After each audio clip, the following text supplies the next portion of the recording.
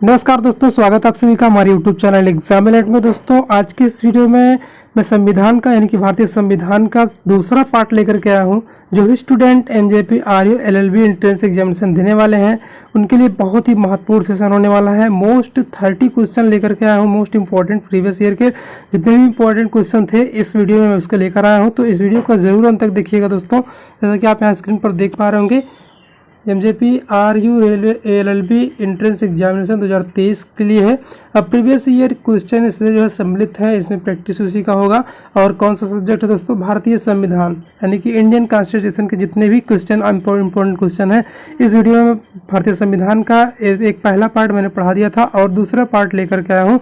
ये वीडियो जो है दोस्तों पार्ट सेकेंड वाला है, पार्ट सेकेंड, ये पार्ट सेकेंड वाला वीडियो है। इसके बाद भी ऐसे ही पार्ट वाइज मैं अलग अलग वीडियो लेकर आता रहूँगा भारतीय संविधान का और करंट अफेयर्स का, हिंदी का, इंग्लिश का, ऐसे ही इंपॉर्टेंट क्वेश्चन लेकर के आने वाला हूँ। तो जितने भी स्टूडेंट एनजेपी आरयू एलएलबी का एंट्रेंस एग्जाम देने वाले हैं वो सभी तैयार रहें। और अभी तक हमारे यूट्यूब चैनल को सब्सक्राइब नहीं किए हैं तो सब्सक्राइब करके रखिए और बेल आइकन को भी प्रेस करके रखिए, क्योंकि ऐसे ही इंपॉर्टेंट क्वेश्चन लेकर के मैं आने वाला हूँ। तो चलिए स्टार्ट करते हैं दोस्तों। यहाँ पर आप देख सकते हैं सबसे पहला क्वेश्चन आपके स्क्रीन पर है भारतीय संविधान से। दोस्तों यहाँ देख पा रहे होंगे, यहाँ पर आप स्क्रीन पर देख सकते हैं, निम्नलिखित में से किसको जो है संविधान द्वारा मौलिक अधिकारों को लागू करने की शक्ति दी गई है। बहुत इंपॉर्टेंट क्वेश्चन है दोस्तों, ध्यान से देखिएगा। निम्नलिखित में से किसको संविधान द्वारा मौलिक अधिकारों को लागू करने की शक्ति दी गई है। बहुत ही मोस्ट इंपॉर्टेंट क्वेश्चन है दोस्तों, ध्यान से देखिएगा। आपके इस एग्जाम के लिए बहुत ही उपयोगी साबित होने वाला है वीडियो, इसलिए आप पूरा वीडियो अंत तक जरूर देखिएगा।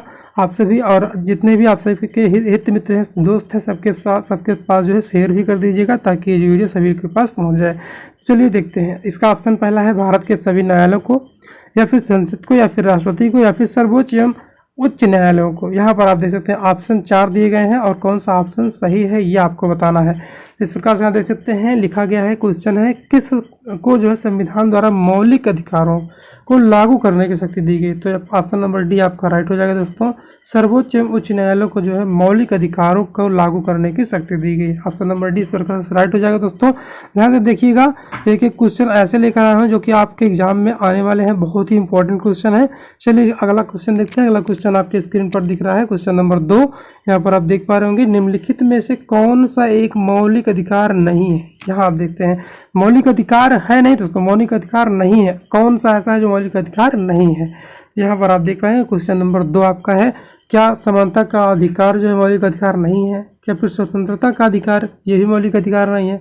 या फिर संपत्ति का अधिकार मौलिक अधिकार नहीं, या फिर धर्म का अधिकार जो है मौलिक अधिकार नहीं है? ऑप्शन नंबर 2 का हो जाएगा दोस्तों। कौन सा ऑप्शन होगा आप सही देखें। ऑप्शन नंबर क्वेश्चन नंबर 2 का ऑप्शन नंबर सी आपका राइट आंसर हो जाएगा, संपत्ति का अधिकार। संपत्ति का अधिकार दोस्तों पहले मौलिक अधिकार में रखा गया था, लेकिन इसको जो है हटा दिया गया है। संपत्ति के अधिकार को जो है मौलिक अधिकार से हटा दिया गया, इसलिए जो है संपत्ति का अधिकार अब ये मौलिक अधिकार नहीं रहा है, इसलिए ऑप्शन नंबर सी आपका राइट आंसर हो जाएगा। अगला क्वेश्चन तक बढ़ते हैं। अगला क्वेश्चन आपके सामने है, भारतीय संविधान निम्न में से कौन सा अधिकार प्रदान नहीं करता है? ऑप्शन आपके सामने दोस्तों, समान आवास का अधिकार, या फिर समानता का अधिकार, या फिर धर्म पालन करने का अधिकार, या फिर स्वतंत्रता का अधिकार। क्वेश्चन नंबर 3 दोस्तों आप देख सकते हैं, 4 ऑप्शन दिए गए हैं। यहाँ पर समानता का अधिकार आप सभी को पता है दोस्तों, समानता का अधिकार सबको है। धर्म पालन करने का भी अधिकार है, स्वतंत्रता का भी अधिकार है। इसके मतलब एक ऑप्शन बचा, ऑप्शन नंबर 1 समान आवास का अधिकार। ये जो है हमारा भारतीय संविधान ये अधिकार प्रदान नहीं करता, इसलिए ऑप्शन नंबर कौन सा राइट हो जाएगा दोस्तों? ऑप्शन नंबर ए आपका राइट आंसर होने वाला है। तो चलिए अगला क्वेश्चन देखते हैं। अगला क्वेश्चन आपके सामने है, क्वेश्चन नंबर 4, किसी अपराध के अभियुक्त को, यहाँ देख सकते हैं, किसी अपराध के अभियुक्त को स्वयं अपने विरुद्ध गवाह बनने के लिए बाध्य नहीं किया जा सकता है। भारतीय संविधान के किस अनुच्छेद में यह प्रावधान है? आप सभी को बताना है दोस्तों। आप ऑप्शन देख सकते हैं, यहाँ पर आप सभी के सामने ऑप्शन है। ऑप्शन नंबर 1 अनुच्छेद 20(3) में, या अनुच्छेद 21 में, या फिर अनुच्छेद 22 या अनुच्छेद 74। ये 4 ऑप्शन दिए गए दोस्तों। क्वेश्चन नंबर 4 है आपके सामने, कौन सा ऑप्शन राइट होने वाला है आप सभी बताएं। देख सकते हैं, किसी अपराध के अभियुक्त को स्वयं अपने विरुद्ध गवाह बनने के लिए बाध्य नहीं किया जा सकता। भारतीय संविधान के किस अनुच्छेद में प्रावधान है? तो अनुच्छेद 20 के 3 में, या अनुच्छेद ये जो है प्रावधान दिया गया है, यानी कि अनुच्छेद 20(3) 3 याद रख सकते हैं। ऑप्शन नंबर ए आपका राइट आंसर हो जाएगा। बहुत ही मोस्ट इंपॉर्टेंट क्वेश्चन दोस्तों, आप सभी वीडियो को पॉज करके भी आप आसानी से पढ़ सकते हैं, ऐसा नहीं है। आप वीडियो को रोक करके अगर नहीं समझ में आ रहा तो आप एक बार फिर से देख लीजिए, अच्छे से समझ लीजिए। ऑप्शन नंबर ए इसका राइट आंसर होने वाला है। अगला क्वेश्चन तब बढ़ते हैं। अगला क्वेश्चन देख सकते हैं आपकी स्क्रीन पर। अगला क्वेश्चन नंबर 5 है। निम्नलिखित में से, इसमें कहा जा रहा है, किसने भारतीय सर्वोच्च न्यायालय को समान कार्य के लिए समान वेतन का मौलिक अधिकार निगमन करने हेतु सक्षम किया है? यह आप बता सकते हैं कौन सा? यहाँ पर प्रस्तावना में प्रयुक्त समाजवादी शब्द, या फिर याद रख सकते हैं प्रस्तावना में प्रयुक्त समाजवादी शब्द, या फिर ये ए वाला को संविधान अनुच्छेद के 14 के साथ मिलाकर पढ़ना, या फिर ए वाला ऑप्शन इसको लेकर प्रस्तावना के समाजवादी शब्द को संविधान के अनुच्छेद 16 के साथ मिलाकर पढ़ना, या फिर ए बी सी सभी को मिलाकर पढ़ना। यानी कि इस क्वेश्चन का ऑप्शन आप अच्छे से दोस्तों देखिएगा।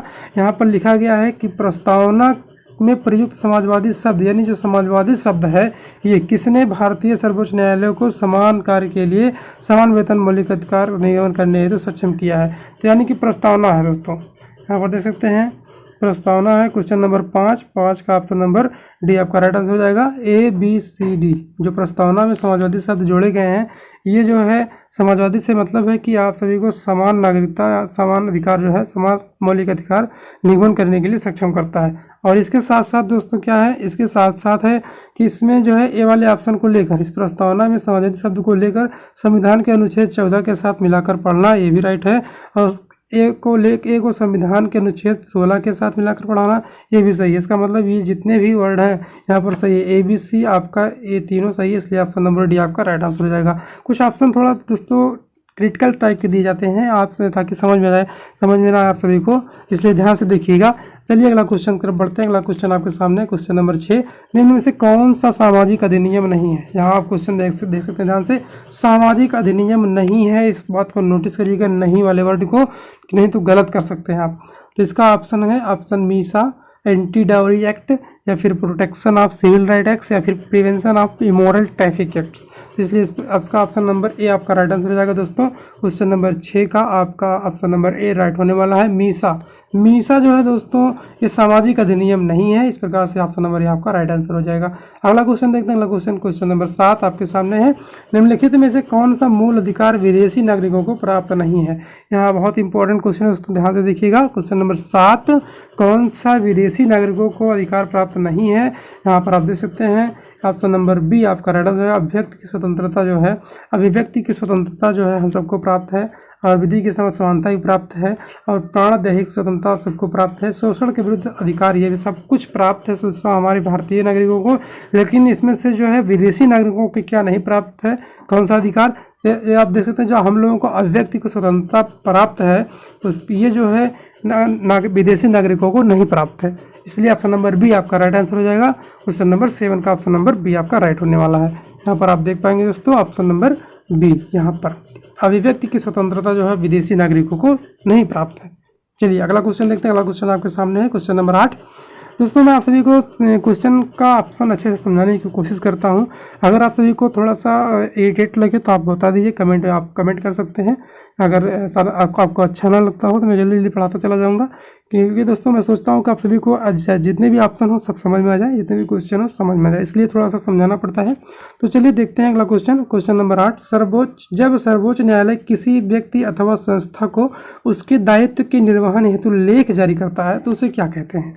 आपको बताना है। क्वेश्चन नंबर 8 यहाँ पर, जब सर्वोच्च न्यायालय किसी व्यक्ति अथवा संस्था को उसके दायित्व के निर्वहन हेतु लेख जारी करता है तो उसे क्या कहा जाता है? उसे दोस्तों परमादेश कहा जाता है। ध्यान से देखिएगा, इस प्रकार से आप देख पाएंगे उत्प्रेषण लेख, परमादेश, अधिकार परीक्षा, बंदी प्रत्यक्षीकरण। ये जो है, ये जो लेख होता है, इतने लेख होते हैं, इसमें से कौन सा लेख ऐसा है जो सर्वोच्च न्यायालय किसी व्यक्ति अथवा संस्था को उसके दायित्व के निर्वहन हेतु जारी करता है? तो इसलिए ऑप्शन नंबर कौन सा राइट हो जाएगा दोस्तों? ऑप्शन नंबर बी आपका राइट होने वाला है, परमादेश।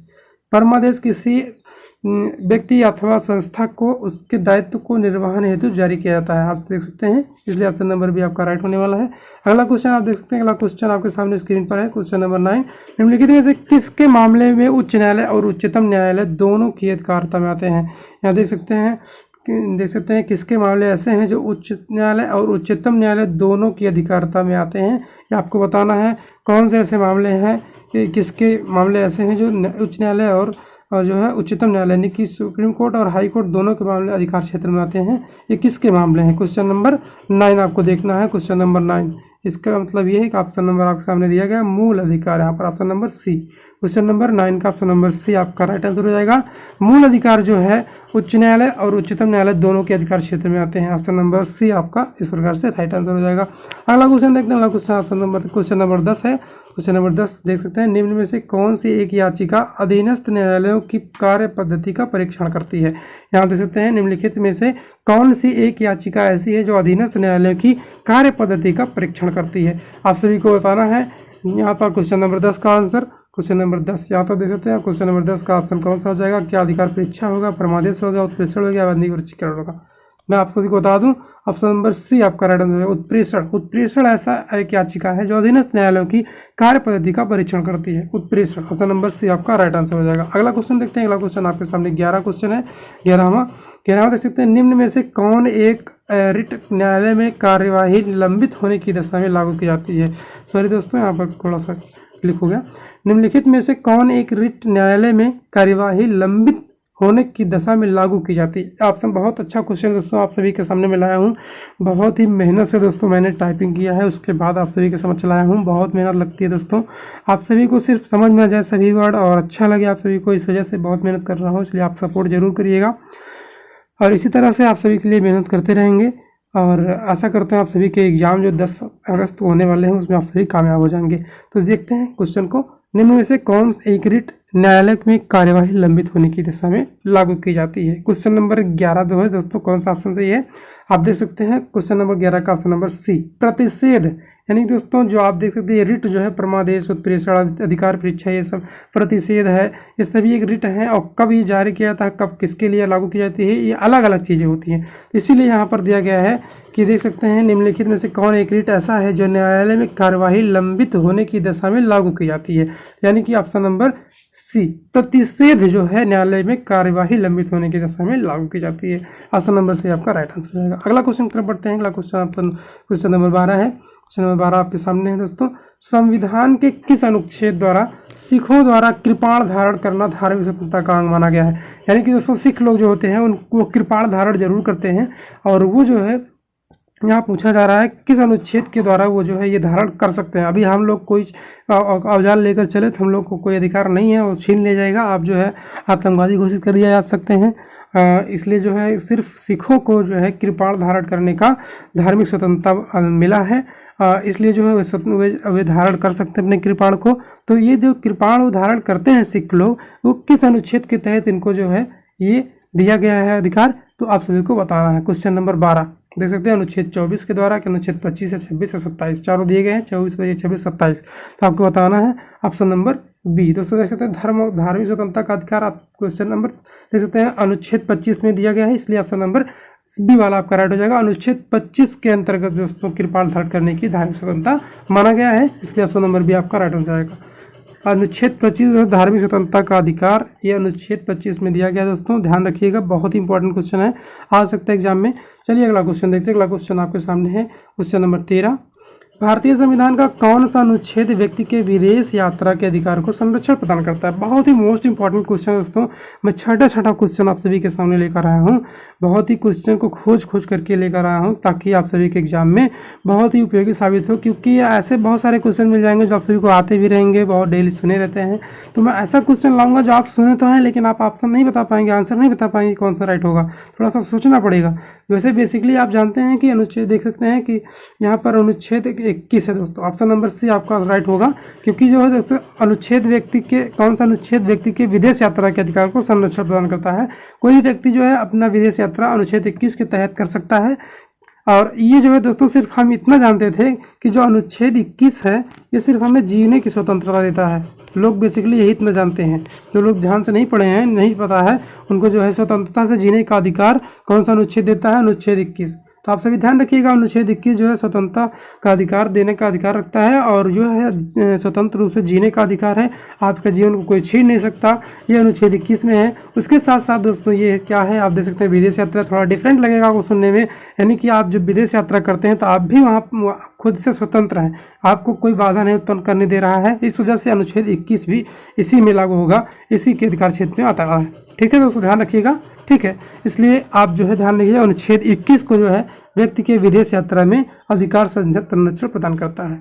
ऑप्शन नंबर सी आपका राइट आंसर हो जाएगा। अगला क्वेश्चन देखते हैं, बहुत ही मोस्ट इंपॉर्टेंट क्वेश्चन दोस्तों है, जितने भी क्वेश्चन मैं लेकर आया हूँ बहुत ही मोस्ट इंपॉर्टेंट क्वेश्चन है आप सभी के एग्जाम के लिए, इसलिए पूरा वीडियो अंत तक जरूर देखिएगा, चाहे आप पॉज करके देखिएगा, चाहे आप कैसे भी आवाज़ तेज करके स्पीड किसी भी तरह से आप देख लीजिएगा, लेकिन सभी क्वेश्चन आपसे एक बार रिपीट जरूर करिएगा, क्योंकि मैं बहुत मेहनत से क्वेश्चन को बनाया हूँ आप सभी के लिए।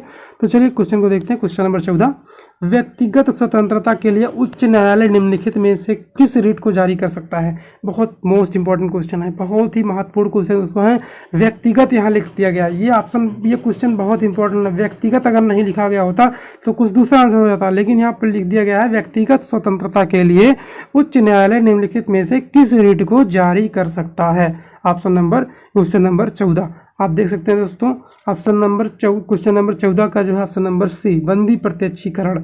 ये जो है व्यक्तिगत स्वतंत्रता के लिए उच्च न्यायालय जो है इस रीट को जारी करता है। बंदी प्रत्यक्षीकरण को व्यक्तिगत स्वतंत्रता के लिए हाई कोर्ट जो है इसको जारी करता है या कर सकता है, इसलिए ऑप्शन नंबर सी आपका राइट आंसर हो जाएगा, बंदी प्रत्यक्षीकरण। बहुत ही इंपॉर्टेंट क्वेश्चन दोस्तों था।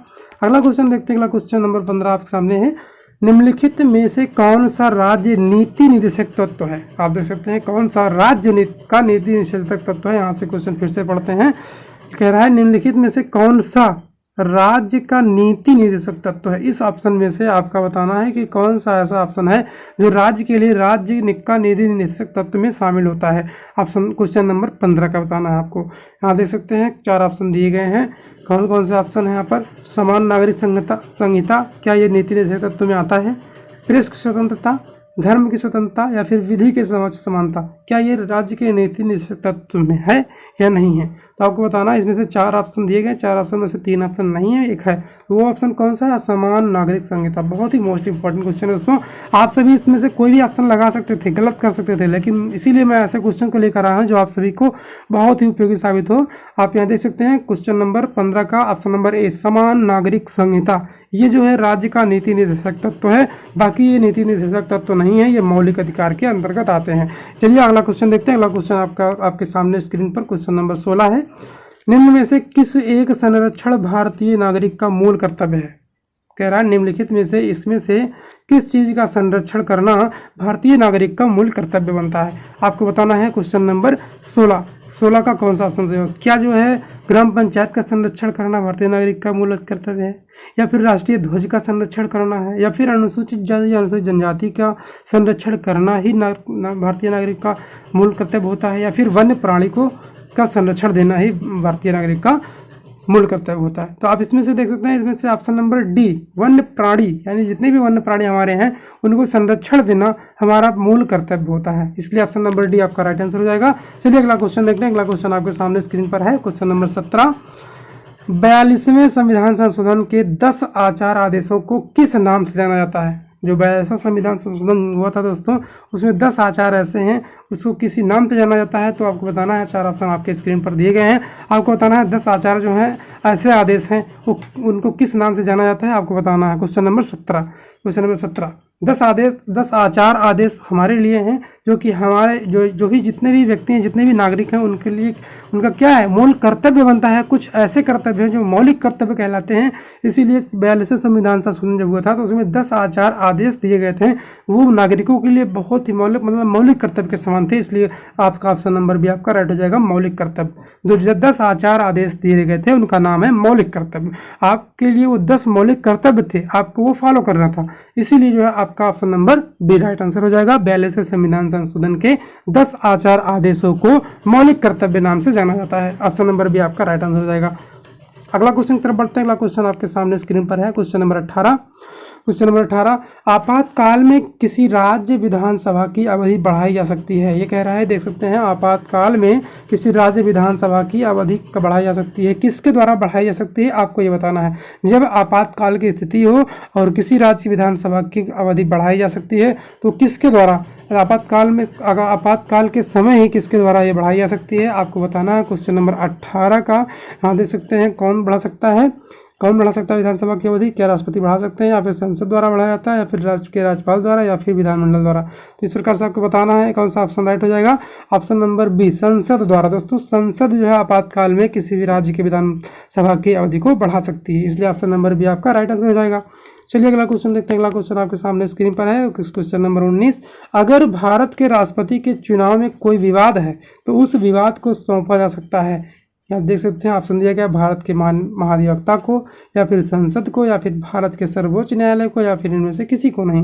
कह रहा है कि अगर भारत के राष्ट्रपति के चुनाव में कोई विवाद उत्पन्न हो जाता है तो उस विवाद को किसके अधिकार में सौंपा जा सकता है। आप यहाँ देख पाएंगे ऑप्शन 4 दिए गए हैं क्वेश्चन नंबर 19 के। क्वेश्चन नंबर 19 तो ऑप्शन नंबर कौन सा राइट हो जाएगा इसका? ऑप्शन नंबर सी, भारत के सर्वोच्च न्यायालय को।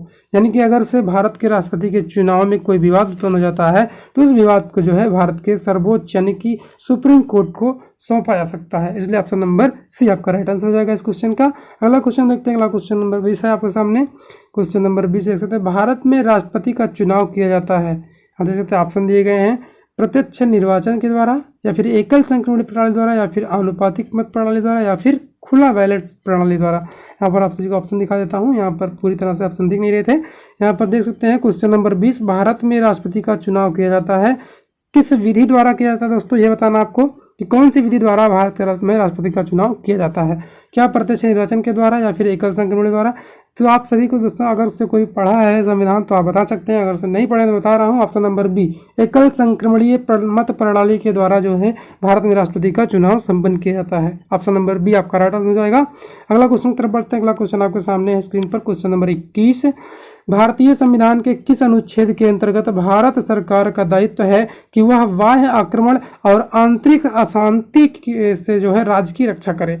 यहाँ पर क्वेश्चन कहा जा रहा है कि कौन से अनुच्छेद के तहत ऐसा रखा गया है कि जो भारतीय संविधान के किस अनुच्छेद के अंतर्गत भारत सरकार का दायित्व यह होता है कि वह बाह्य आक्रमण और आंतरिक अशांति से राज्यों की रक्षा करे। ये जो है किस अनुच्छेद के अंतर्गत लिखा हुआ है, आप बता सकते हैं। ऑप्शन दिए गए आपके सामने स्क्रीन पर, अनुच्छेद 355, 56 या 52 या फिर 360। आपको बताना है क्वेश्चन नंबर 21 का ऑप्शन नंबर सी आपका राइट हो जाएगा, 352। अनुच्छेद 352 के तहत जो है भारत सरकार का दायित्व बनता है कि वह बाह्य आक्रमण और आंतरिक अशांति से राज्य की रक्षा करे। अनुच्छेद 352 में यह वर्णित है। चलिए अगला क्वेश्चन देखते हैं। अगला क्वेश्चन की तरफ अगला क्वेश्चन आपके स्क्रीन पर है, क्वेश्चन नंबर 22, आपातकाल की घोषणा को स्वीकृति हेतु संसद के समक्ष रखा जाना आवश्यक है, कितने दिन के अंदर? आपको बताना दोस्तों, आपातकाल की घोषणा हो चुकी होती है, स्वीकृति हो चुकी होती है, स्वीकृति हेतु के लिए कह रहा घोषणा, आपातकाल की घोषणा अगर से होने के लिए करने के लिए स्वीकृति लेनी होती है तो संसद के समक्ष रखा जाना आवश्यक है, कितने दिन के अंदर?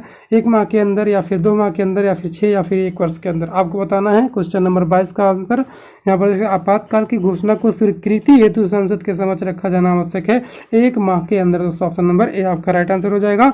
ऑप्शन नंबर 1 माह के अंदर दोस्तों आपातकाल की घोषणा को स्वीकृति हेतु संसद के समक्ष जो है रखा जाना 1 माह के अंदर आवश्यक हो जाता है, इसलिए ऑप्शन नंबर ए आपका राइट आंसर हो जाएगा। अगला क्वेश्चन की तरफ बढ़ते हैं। अगला क्वेश्चन आपके सामने है, क्वेश्चन नंबर 23 दोस्तों, निम्नलिखित में से राष्ट्रपति किसकी नियुक्ति करता है? आप बताना है, क्या भारत के महान्यायाधीश की नियुक्ति जो है राष्ट्रपति द्वारा होती है, महालेखा परीक्षक की, या फिर एक राज्यपाल की, सबकी जो है होती है कि नहीं होती? आपको बताना है। क्वेश्चन नंबर 23 तो आप देख सकते हैं दोस्तों, क्वेश्चन नंबर 23 का ऑप्शन नंबर डी, उपरोक्त सभी, यानी कि भारत के महान्यायाधीश हों, नियंत्रक महालेखा परीक्षक हों, राज्यपाल हों, इन सभी की नियुक्ति कौन करता है दोस्तों? भारत के राष्ट्रपति द्वारा इसकी नियुक्ति की जाती है, इसलिए ऑप्शन नंबर डी आपका राइट आंसर होगा इसमें, उपरोक्त सभी। अगला क्वेश्चन तरफ बढ़ते हैं। अगला क्वेश्चन आपके सामने है, क्वेश्चन नंबर 24 दोस्तों, भारत के राष्ट्रपति को यह अधिकार नहीं प्राप्त है कि वह क्या करें? क्षमादान करें, या फिर सर्वोच्च न्यायालय के न्यायाधीश को हटाएं, या फिर कल की घोषणा करें, या फिर अध्यादेश जारी करें?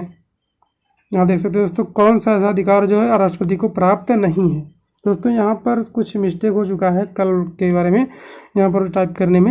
यहाँ देख सकते हैं आप सभी अपने द्वारा देख लीजिएगा, लेकिन ऑप्शन आपको बताने वाले हैं। क्वेश्चन नंबर 24, क्वेश्चन नंबर 24 का ऑप्शन नंबर बी आपका राइट हो जाएगा।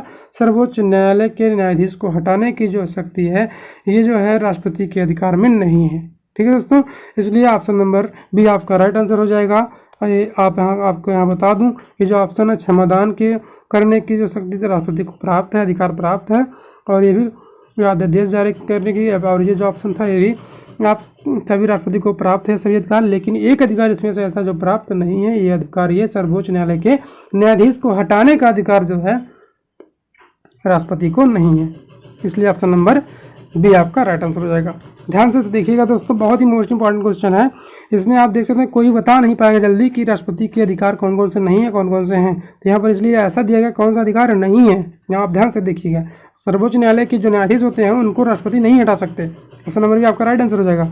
अगला क्वेश्चन की तरफ बढ़ते हैं। अगला क्वेश्चन नंबर 25 है दोस्तों। क्वेश्चन नंबर 25 दोस्तों देख सकते हैं, एक विधेयक जो संसद को में प्रस्तुत किया जाता है, एक ऐसा विधेयक जो संसद में प्रस्तुत किया जाता है, कौन क्रिया के बाद अधिनियम बन जाता है? ऐसी कौन सी क्रिया अपनाई जाती है उसके बाद वो जो है अधिनियम बन जाता है? कोई विधेयक जब संसद में प्रस्तुत किया जाता है तो ऐसी कौन सी प्रक्रिया के तहत वो जो है अधिनियम बना दिया जाता है? आपको बताना है। ऑप्शन आपके सामने है। संसद के दोनों सदनों के द्वारा पारित हो जाता है तब, या फिर जब राष्ट्रपति द्वारा अपनी सहमति दे देता है तब, या फिर प्रधानमंत्री इस पर हस्ताक्षर कर देता है तब, या फिर जब सर्वोच्च न्यायालय इसे केंद्रीय संसद के अधिकार क्षेत्र में होना घोषित करता है।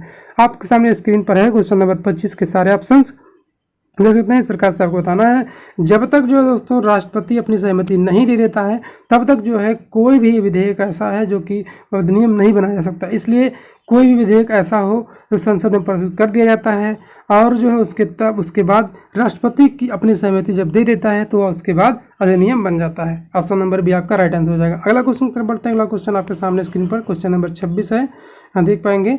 दोस्तों यहाँ पर पेज कट गया है इसलिए आप 3 ऑप्शन देख पा रहे हैं। भारतीय संविधान के किस अनुच्छेद के तहत राष्ट्रपति पर महाभियोग चलाया जा सकता है? बहुत ही इंपॉर्टेंट क्वेश्चन है, लोग हल्के में लेते हैं इसलिए गलत हो जाता है।